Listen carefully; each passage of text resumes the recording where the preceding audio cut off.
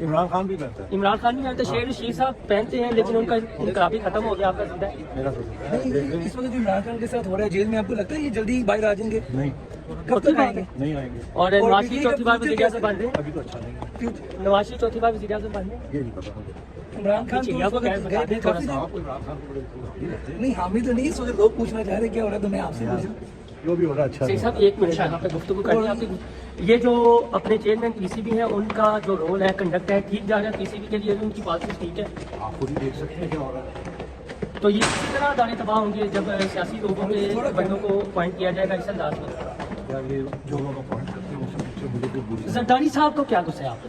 कोई गुस्सा नहीं है, बड़ी दोस्ती है उनकी। तो हटाने में आपको उन्होंने किरदार अदा किया। नहीं, ऐसी भी बात है। उनकी अपनी एक सिलेक्शन थी। बल्ला के पार्टी के लोग थे, उन्होंने कहा जी कि उनका बंदा होना चाहिए, ठीक है। चिड़िया की क्या खबर है? बल्ला के पार्टी हो गया। हाँ। अच्छा, ये लास्ट में बता दीजिएगा कि